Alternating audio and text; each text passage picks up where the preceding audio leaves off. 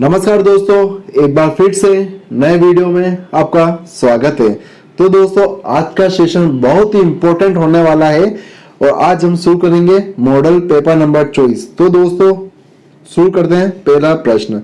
आज का पहला प्रश्न अपना हो जाएगा, राजस्थान के कौन से जिले में उड़िया का पठार स्थित है। जो राजस्थान है, राजस्थान के कौन से जिले में उड़िया का पठार स्थित है। दोस्तों, अगर उड़िया की पठार की बात करें तो उड़िया का पठार राजस्थान का सबसे ऊंचा पठार है। ये जो उड़िया का पठार है, ये राजस्थान का सबसे ऊंचा पठार है। कौन सा पठार है? सबसे ऊंचा पठार है। जो कौन से जिले में स्थित है? ऑप्शन आपके सामने दे रखे हैं, जयपुर में, सिरोही में, उदयपुर में या प्रतापगढ़ में। तो कौन से जिले में हो जाएगा? सिरोही जिले में हो जाएगा। दोस्तों, कौन से जिले में? सिरोही जिले में। ऑप्शन नंबर बी इसका करेक्ट आंसर हो जाएगा। उड़िया का पठार जो राजस्थान का सबसे ऊंचा पठार है, वह अपने सिरोही जिले में स्थित है। बढ़ते हैं प्रश्न नंबर 2 की तरफ। प्रश्न नंबर 2, राजस्थान की दूसरी मीरा संत जिनका नाम है रानाबाई, दूसरी मीरा संत रानाबाई का जन्म कहां पर हुआ है। राजस्थान की दूसरी मीरा संत रानाबाई का जन्म कहां पर हुआ था। आपके सामने ऑप्शन दे रखे हैं। पहला ऑप्शन हो जाएगा कुड़की, दूसरा सामला, तीसरा कापडोड़, चौथा हरनावा। तो दोस्तों, सही आंसर क्या हो जाएगा इसका? कमेंट करके बताओ दोस्तों कि मीरा संत रानाबाई का जन्म कहां पर हुआ है। इनका जन्म हुआ है हरनावा में। कहां पर हुआ है? हरनावा। जो हरनावा है, ये कौन से जिले में स्थित है? ये अपने डिडवाना, कौन से जिले में स्थित है? डिडवाना कुचामन जिले में। याद रखना दोस्तों, डिडवाना कुचामन जिले में स्थित है। डिडवाना और कुचामन जिले में स्थित है हरनावा। पूर्व में यह नागौर जिले में था। ये भी आपको याद रखना है, पूर्व में यह नागौर जिले में था, लेकिन अभी वर्तमान में कौन से जिले में है? वर्तमान में यह डिडवाना कुचामन जिले में है। तो सही आंसर हो जाएगा option number 2, option number D, हरनावा। प्रश्न नंबर 3। प्रश्न नंबर 3 क्या है? वाद विवाद शैली में लिखे गए ग्रंथ चोपड़ा नामक ग्रंथ की रचना किसने की है। चोपड़ा नामक ग्रंथ की रचना किसके द्वारा की गई है। ऑप्शन आपके सामने दे रखे हैं 4। आपको बताना सही आंसर कौन हो जाएंगे जिन्होंने चोपड़ा नामक ग्रंथ की रचना की है। दरियाव जी, रामचरण जी या माव जी या रामदास जी। कौन हो जाएंगे दोस्तों? सही आंसर हो जाएंगे अपना ऑप्शन नंबर सी, संत माव जी। संत माव जी के जो उपदेश है, उपदेश वो चोपड़ा नामक ग्रंथ में संग्रहित है। इनके उपदेश चोपड़ा नामक ग्रंथ में संग्रहित है। संत माव जी जिन्होंने निष्कलंकी संप्रदाय की, निष्कलंकी संप्रदाय की स्थापना की थी। कौन से संप्रदाय की स्थापना की थी? निष्कलंकी संप्रदाय की स्थापना की थी। संत माव जी का जन्म कहां पर हुआ था? डूंगरपुर में हुआ था और डूंगरपुर में ही इनकी पीठ भी स्थित है। तो सही आंसर हो जाएगा अपने ऑप्शन नंबर 3 का, मावजी, संत मावजी करेक्ट आंसर हो जाएगा प्रश्न नंबर 3 का, ऑप्शन नंबर सी, संत मावजी। प्रश्न नंबर 4। प्रश्न नंबर 4 क्या है? राजस्थान के कौन से क्षेत्र में बहुतायात में अधिक से अधिक काली मिट्टी पाई जाती है। कौन से क्षेत्र में पूछा गया है कि कौन से क्षेत्र में राजस्थान के जहां पर काली मिट्टी अधिक क्षेत्र में पाई जाती है। हाड़ौती क्षेत्र या थार का क्षेत्र, पूर्वी मैदान या जयपुर क्षेत्र। कौन से क्षेत्र में पाई जाती है दोस्तों? ये पाई जाती है काली मिट्टी अपने हाड़ौती क्षेत्र में पाई जाती है। कौन से क्षेत्र में पाई जाती है हाड़ौती मिट्टी, काली मिट्टी? हाड़ौती क्षेत्र में। कौन से क्षेत्र में? हाड़ौती क्षेत्र में। अगर दोस्तों जलवायु पूछे कौन सी, जो अगर आपसे एक प्रश्न में पूछ ले कि कौन काली मिट्टी कौन से जलवायु क्षेत्रों में पाई जाती है, तो ये आर्द्र एवं प्लस अति आर्द्र जलवायु क्षेत्रों में पाई जाती है। आर्द्र प्लस अति आर्द्र जलवायु क्षेत्रों में पाई जाती है। यह भी आपको याद रखना पड़ेगा कि जो काली मिट्टी है, काली मिट्टी कौन से जलवायु क्षेत्रों में पाई जाती है? यह आर्द्र और अति आर्द्र जलवायु क्षेत्रों में पाई जाती है। तो प्रश्न नंबर 4 का करेक्ट आंसर हो जाएगा ऑप्शन नंबर ए, हाड़ौती क्षेत्र। प्रश्न नंबर 5। प्रश्न नंबर 5 है खारी नदी। खारी नदी का उद्गम राजसमंद जिले के उत्तर में स्थित कौन से गांव की पहाड़ियों से होता है। जो खारी नदी है, खारी नदी का दोस्तों अपन को पता है इसका उद्गम होता है राजसमंद जिले से होता है। अब राजसमंद जिले में भी कौन से गांव की पहाड़ियों से होता है। ऑप्शन आपके सामने दे रखे हैं 4। खमनोर की पहाड़ियों से, बिजराल की पहाड़ियों से, सेवर की पहाड़ियों से या उदयनाथ की पहाड़ी से? कौन सी पहाड़ियों से खारी नदी का उद्गम होता है? तो ऑप्शन नंबर बी इसका सही आंसर हो जाएगा, बिजराल गांव की पहाड़ियों से। कौन से गांव की पहाड़ियों से? बिजराल गांव की पहाड़ियों से। खमनोर की पहाड़ी यह भी अपने राजसमंद जिले में, जो खमनोर की पहाड़ी है यह भी अपने कहां पर है? राजसमंद जिले में, जिसमें से बनास नदी का उद्गम होता है। कौन सी नदी का उद्गम होता है? बनास नदी का उद्गम होता है। जबकि सेवर की पहाड़ी ये अपने कहां पर हो जाएगी? ये अपने हो जाएगी जयपुर ग्रामीण क्षेत्र में हो जाएगी। कहां पर हो जाएगी? जयपुर ग्रामीण क्षेत्र में, जिसमें से साबी नदी का उद्गम होता है। कौन सी नदी का उद्गम होता है? साबी नदी का। जबकि उदयनाथ की पहाड़ी, उदयनाथ की पहाड़ी से रूपारेल नदी का उद्गम होता है। कौन सी नदी का? रूपारेल नदी। और उदयनाथ की पहाड़ी कहां पर है? यह है अपने अलवर जिले में। कौन से जिले में? अलवर जिले में। तो प्रश्न नंबर 5 का सही आंसर हो जाएगा ऑप्शन नंबर बी, बिजराल की पहाड़ी, जो कहां पर है? राजसमंद जिले में, जिसमें से खारी नदी का उद्गम होता है। प्रश्न नंबर 6, प्रश्न नंबर 6 क्या है? प्रश्न नंबर 6, निम्बार्क संप्रदाय, निम्बार्क संप्रदाय की प्रमुख पीठ कहां पर स्थित है? ऑप्शन आपके सामने दे रखे हैं, मेड़ता में, नारायणा में, रेन में या सलेमाबाद में। कहां पर हो जाएगी निम्बार्क संप्रदाय की पीठ? निम्बार्क संप्रदाय, निम्बार्क संप्रदाय की पीठ हो जाएगी सलेमाबाद, किशनगढ़, अजमेर में। कहां पर हो जाएगी? सलेमाबाद, किशनगढ़, अजमेर में। निम्बार्क संप्रदाय के अन्य नाम भी है दोस्तों, इसे हंस संप्रदाय, सनाकादि संप्रदाय, परशुरामपुरी संप्रदाय के नाम से भी जाना जाता है।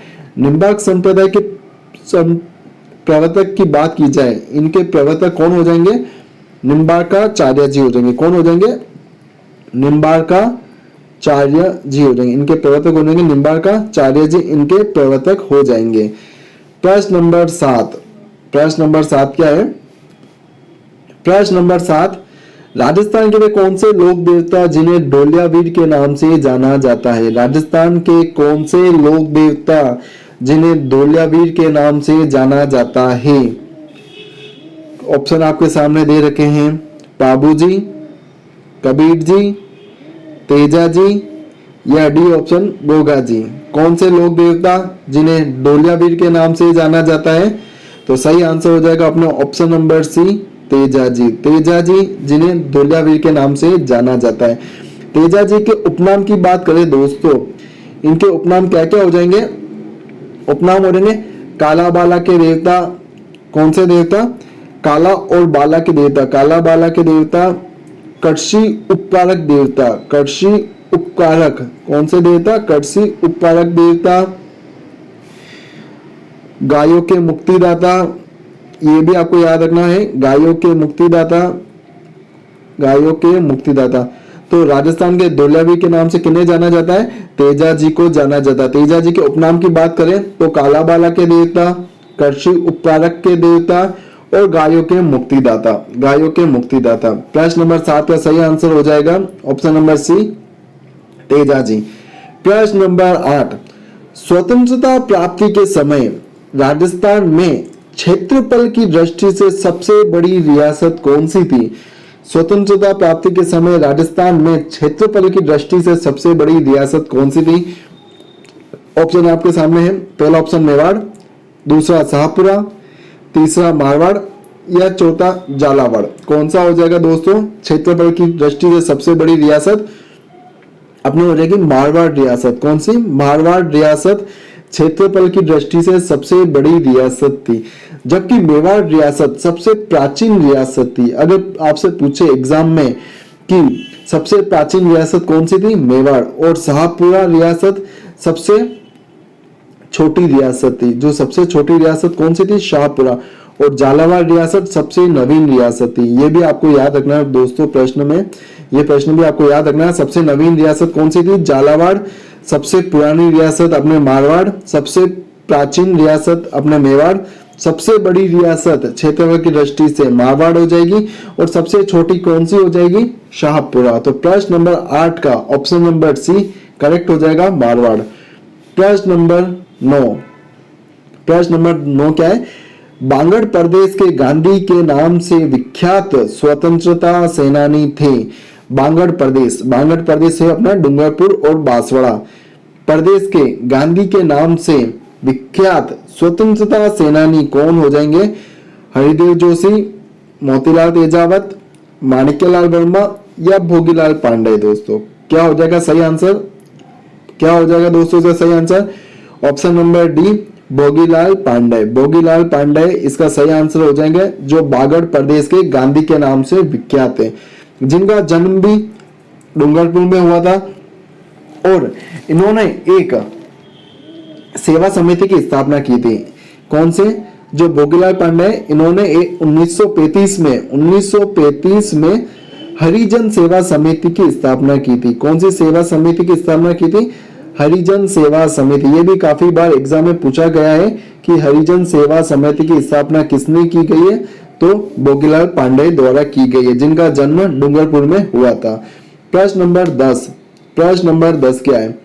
प्रश्न नंबर 10 है, राजस्थान के किस जिले में सेवर की पहाड़ियां स्थित है? दोस्तों प्रश्न इंपॉर्टेंट है आपके लिए कि राजस्थान के किस जिले में सेवर की पहाड़ियां स्थित है।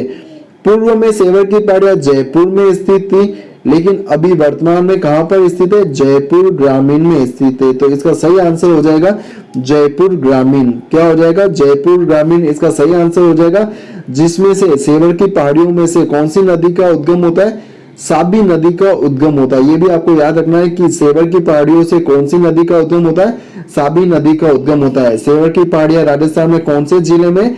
जयपुर ग्रामीण जिले में। और जयपुर ग्रामीण कितने जिलों से सीमा बनाता है? 10 जिलों से सीमा बनाता है। ये आपको याद रखना है कि जयपुर ग्रामीण राजस्थान के सर्वाधिक जिलों से सीमा बनाने वाला जिला कौन सा हो जाएगा? जयपुर ग्रामीण हो जाएगा, जो 10 जिलों से सीमा बनाता है। इससे पहले पाली बनाता था 8 जिलों से, लेकिन वर्तमान में जयपुर ग्रामीण बनाता है 10 जिलों से। प्रश्न आपके लिए मोस्ट इंपोर्टेंट हो जाएगा दोस्तों। प्रश्न नंबर 11 क्या है? वर्ष 1921 में किसानों का सुअर विरोधी आंदोलन किस राज्य में चला था? वर्ष 1921 में किसानों का सुअर विरोधी आंदोलन किस राज्य में चला था?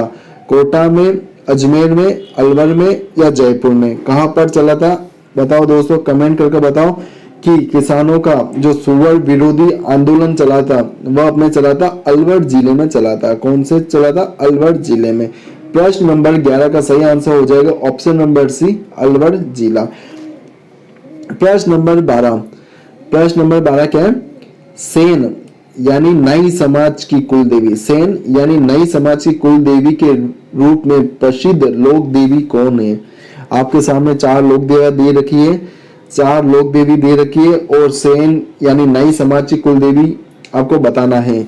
कौन हो जाएगी? शीतला माता, नारायणी माता, आई माता या गेवर माता?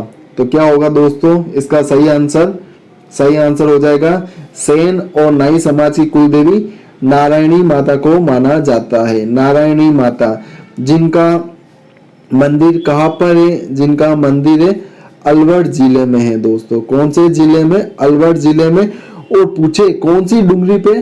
तो बरवा की डुंगरी पे। बरवा, ये भी आपको याद रखना है कौन सी डुंगरी पर इनका मंदिर बना हुआ है? बरवा की डुंगरी पे इनका मंदिर बना हुआ है। प्रश्न नंबर 13, आज का प्रश्न नंबर 13 हो जाएगा, भगवान शिव को समर्पित शिवांड के मेला, कौन सा मेला? शिवांड का मेले का आयोजन राजस्थान के किस जिले में होता है? राजस्थान के किस जिले में शिवांड मेले का आयोजन होता है? आपके सामने ऑप्शन दे रखे हैं, धौलपुर में, सवाई माधोपुर में, करौली में या प्रतापगढ़ में। आपको बताना है कि भगवान शिव को समर्पित शिवांड मेले का आयोजन राजस्थान के किस जिले में होता है?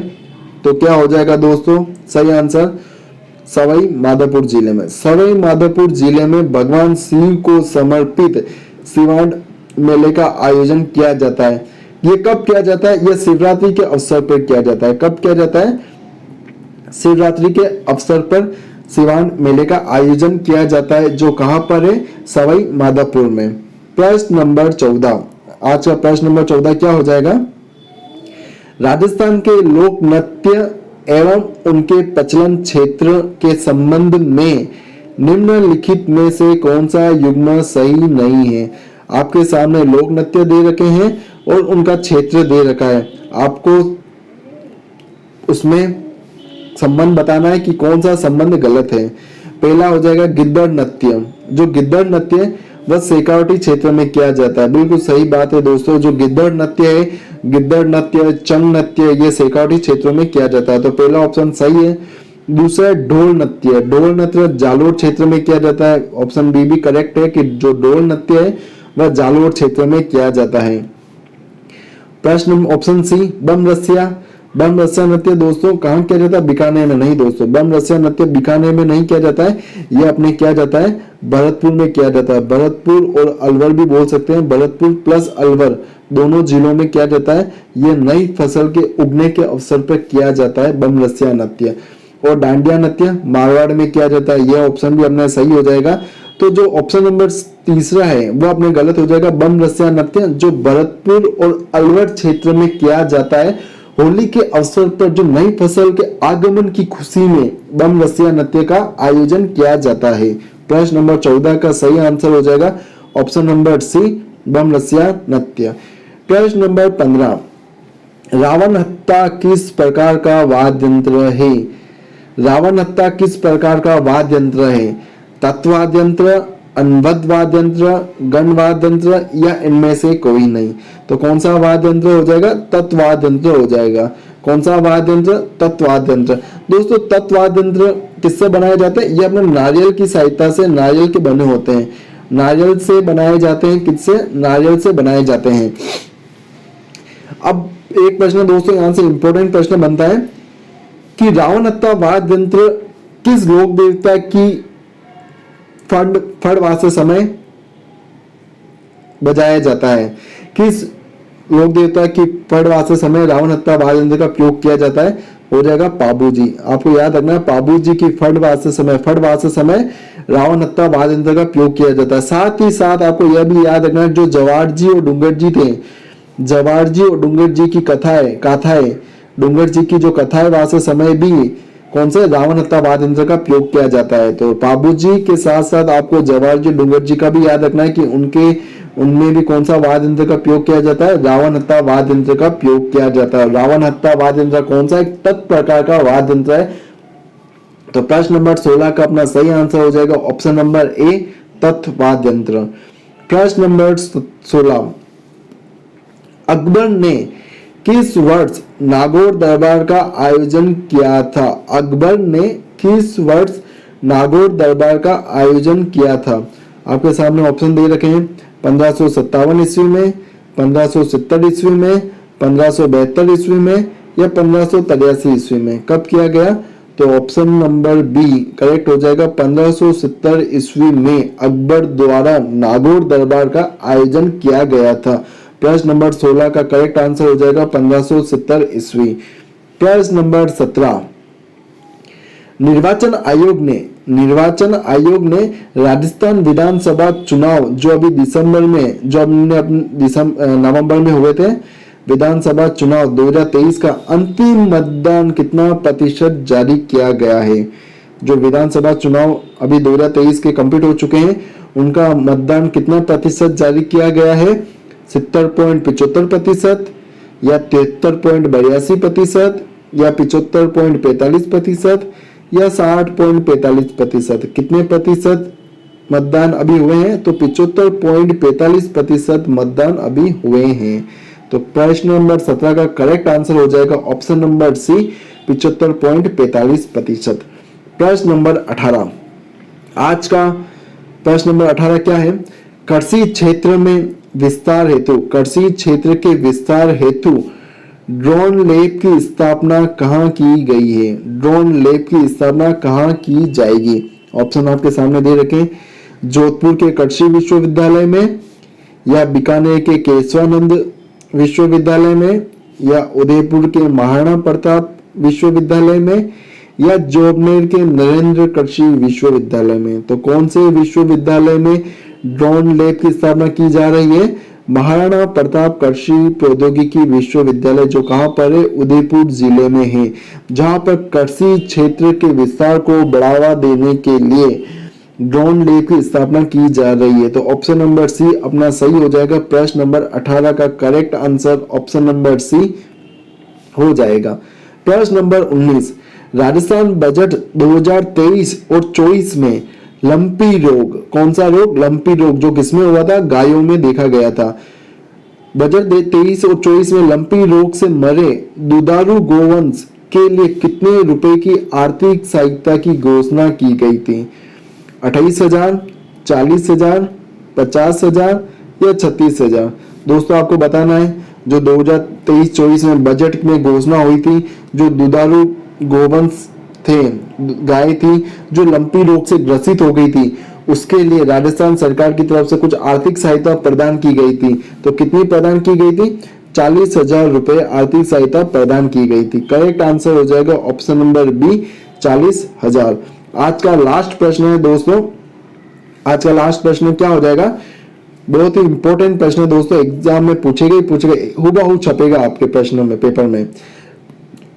प्रधानमंत्री नरेंद्र मोदी ने, प्रधानमंत्री मोदी जी द्वारा 552वीं जयंती के उपलक्ष्य में डाक टिकट और 525 रुपए का सिक्का जारी किया गया है। 525 रुपए का सिक्का जारी किया गया है, किसके ऊपर 525 रुपए का सिक्का और डाक टिकट जारी किया गया है? मीराबाई पे, गबरीबाई पे, मांगी बाई पे या अल्लाह जिला बाई पे? तो किस पे किया गया है दोस्तों? मीराबाई पे, मीराबाई पे किया गया है। अगर दोस्तों मीराबाई के संदर्भ में एक दो फैक्टर के बारे में अपन जान लेते हैं। मीराबाई का जन्म कहां पर हुआ था? इनका जन्म हुआ था कुड़की में। कुड़की में कहां पर है? कुड़की अभी वर्तमान में ब्यावर जिले में। कहां पर है? कुड़की वर्तमान में ब्यावर जिले में। मीराबाई ने अपना अंतिम समय कहां पर बिताया था? द्वारका में बिताया था। कहां पर बिताया था? द्वारका में इन्होंने अपना अंतिम समय बिताया था। मीराबाई के पति का नाम क्या था? भोजराज था। मीराबाई के पति का नाम क्या था? भोजराज था। तो दोस्तों आपको मीराबाई से संबंधित जानकारी कैसी लगी, और आज का दोस्तों वीडियो, आपका सेशन आपको कैसा लगा है, कमेंट करके बताना फ्रेंड्स। तो फ्रेंड्स जय